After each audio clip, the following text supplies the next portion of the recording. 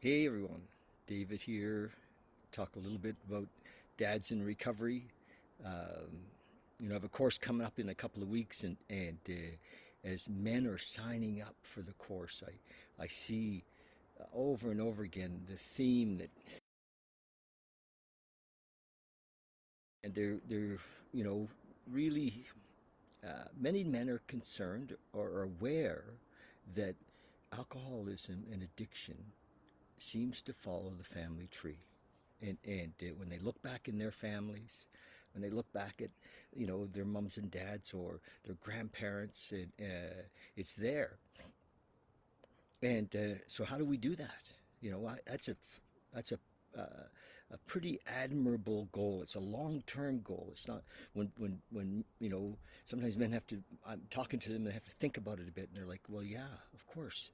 I don't want my kids to be to go through what I went through, right? And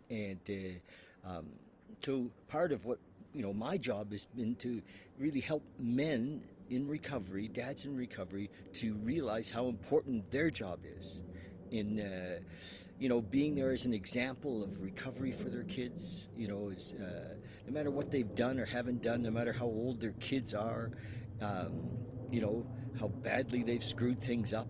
Uh, it's never too late to be an example of recovery for our children, and to be active in their lives, and no matter again where things are at. Sometimes things are really screwed up sometimes, and you know their mothers of the kids are sometimes, the trust is broken so bad. They're so angry and hurt and fearful, and so all of that has to be rebuilt, and that can take time, and that's the job in what I'm bringing in this whole course for dads in recovery is you know what's the road look like, the road to being a great dad, to being having a family, even if the family doesn't look like how we think it's supposed to look. And I remember in my recovery, I have three kids, and my oldest daughter was 6 months old when I sobered up, and I was the worst possible choice, honestly, as a dad. I don't know what her mother was thinking. I was the worst possible choice, but you know, uh, all of a sudden I was a dad, and I had no tools, none, and I didn't really you know know where to find the tools either. So uh, you know, I tried my best, though. With the tools I had, there wasn't some guy like me around it, to help me to see the things that I can share with people now. But and as things went on, eventually we had a second child, and I was a mess. I had not, I didn't have an education. I didn't have I wasn't a real income earner. It was bad. My recovery was bumpy. I didn't ever go back out, but it was bumpy. And you know, we're alcoholics and addicts are naturally a bit self-centered. Maybe we're a lot self-centered and selfish, and I was certainly that. So I wanted to be a great dad, but I had a lot to learn. I had a lot to learn. Um, so um, the as time went on, my first wife and I separated and got divorced, and I met another lady, who I married and had another child with, and so the family just grew. Somewhere in all of that, I started to get more well and more thinking of others, and although the process has been a long-term process, it isn't. I didn't wake up one day and think, "Wow, I'm really here to serve the planet." That wasn't.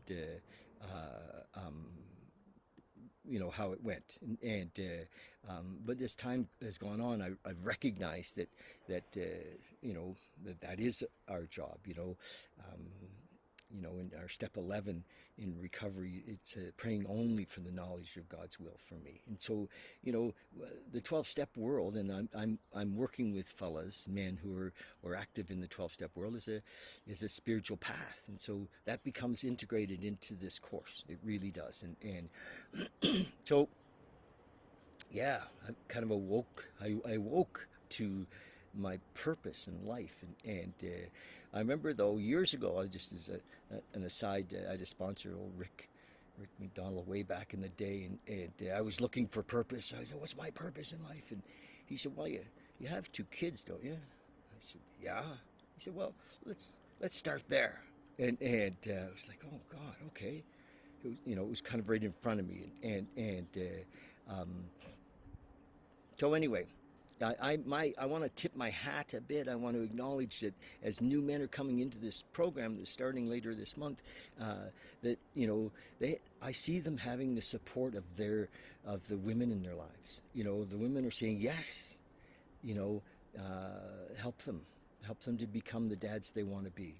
Guide them, and so thank you to their the mothers of their children who want them to be great dads, right? They do, and it takes some time for the trust to grow and for the relationships to, for the fear to go away and the anger to pass, and so yeah, that's. I want to thank the ladies that are sending me their men, and if you have a man in your life, if any of the men that that are dads and that want to become a better dad, I mean, that want to break the chain, that this is for them. So yeah, that's it. So things are going well, and I love as I'm meeting new men, and we're talking sometimes for an hour or 2 hours about the program. I mean, it's not for everybody. This program that we're doing, I want to make sure that fellas are committed to going through the process. And some of it isn't easy, I can tell you. Some of it isn't easy. We're going to talk about some uncomfortable stuff. That's it. Anyway, love you guys, and I'm encouraged. There's so many men who are dads who, literally, want to be a better dad. They want to show up, want to be present. You know, um, they love their kids, and a lot of us didn't get role models. We didn't have great role models of dads, and so, it's what happens with this course I do, everybody gets kind of funneled into a private Facebook group where we can support each other going forward. And that group is just dads in recovery. So that's it. If you've watched this and you have any questions, please, ask them and like the post. And if it's on YouTube, if you're watching on YouTube, I'd love it if you subscribe and make a comment. It helps that more people will see it. And I see this as I've really found this thing my purpose, I guess it's my purpose, to work with men and help the families of addicts and alcoholics. All right, love you guys. Thanks so much. Cheers.